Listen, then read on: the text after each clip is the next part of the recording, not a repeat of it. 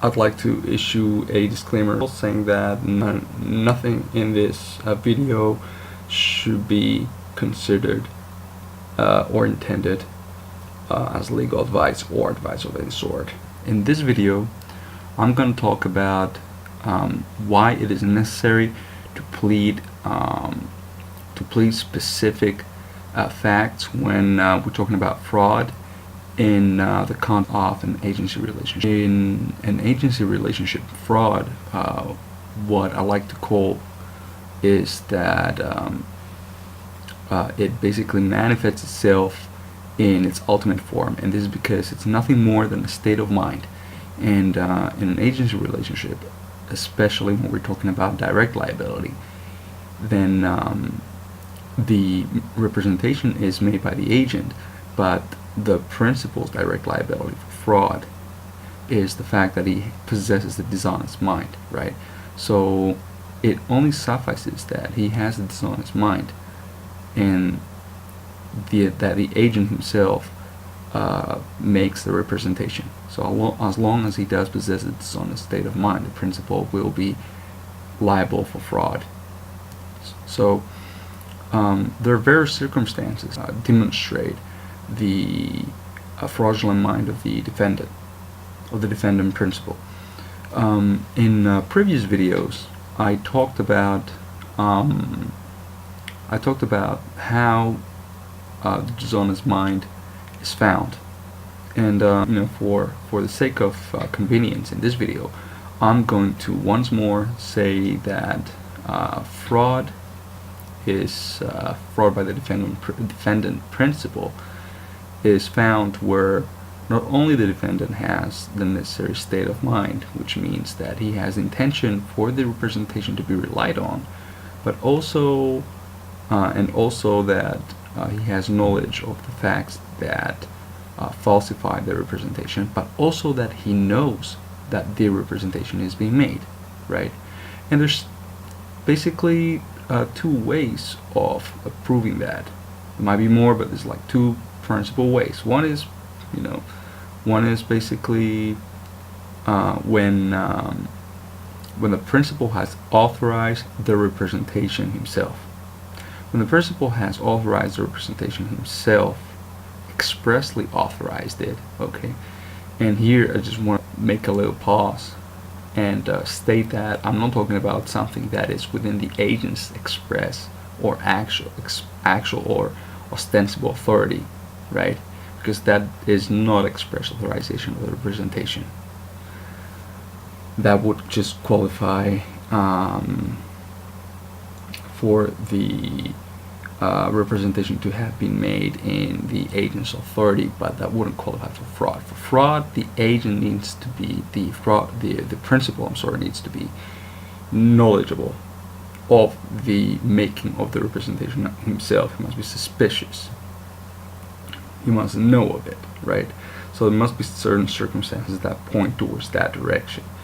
And when he has expressly authorized, there you go, There's no better way of proving that he knew that the representation was going to be made.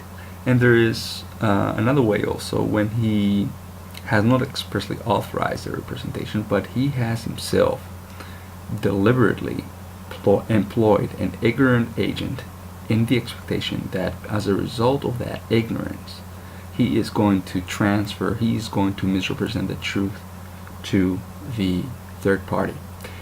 And there's a need to plead either of them if you are going to call into evidence the facts which are going to show the knowledge of the principal, right? You need to plead either of them, or if you're not sure, you can even plead both. And I'm gonna break down why you need to plead either of them in comparison to pleading just a generic statement that the principal knowingly, for example, employed an agent.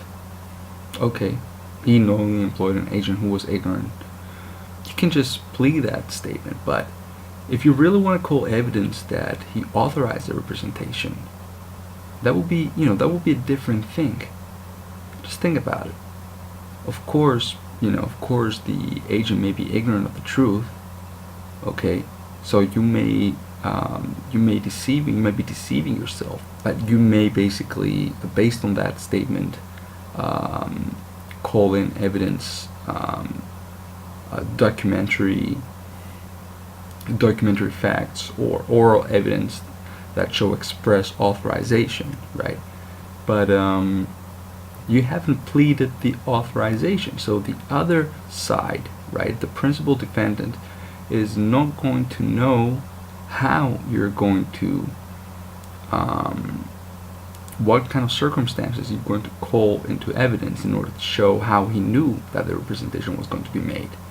And you are going to be effectively barred, from proving the authorization, because you wouldn't have given him a chance through the pleadings to deny that authorization or just state his own version of events, right? Maybe it wasn't authorization, maybe it was something else that could not have been taken for authorization. It was like for another purpose. So whatever it is, you haven't given adequate notice to deny those certain circumstances, which according to you point to his knowledge of the making of the representation. Now, the opposite is true as well. If you try to plead that he deliberately employed an individual, an agent, who was ignorant, and as a result of it was ignorance, he was going to, in the expectation that as a result of his ignorance, he was going to misrepresent the truth to a third party. And if you want to prove that, if you want to show that, it won't be enough for you to just plead that he expressly authorized the representation, because even if you do plead that he expressly authorized the representation, and then you just drop that claim and just want to focus solely on the other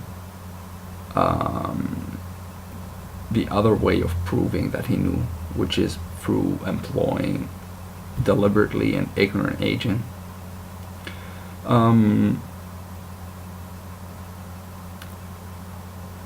First of all, the other party won't have been given a chance to answer that he never deliberately employed anyone who was ignorant, right? He won't also be given the chance to state that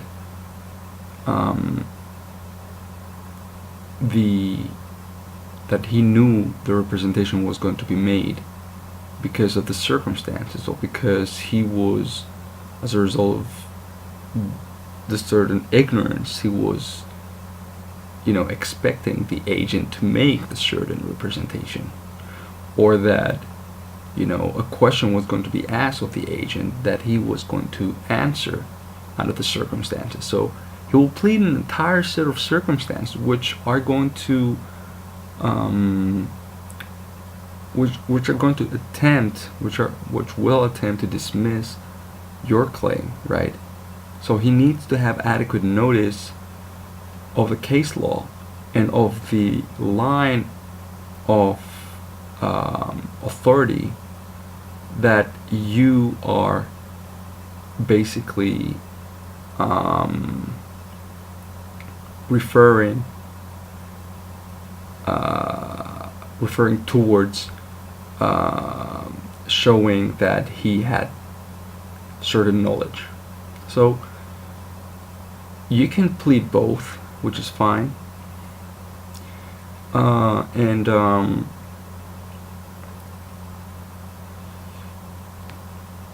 on top of that, apart from having to give adequate notice, right, when you're pleading, fraud, it has been it has been repeatedly stated for a considerable line of authority, which is well respected, that fraud needs to be specifically pleaded. So just whatever the case is, you just have to think well. You just have to do your homework, and you have to plead with adequacy and specificity what the facts that allege the fraud, and especially the knowledge of the principal, the principal's knowledge of the representation, of the making of the representation are. And if you like my video, subscribe to my channel, and I will deliver more content in the future.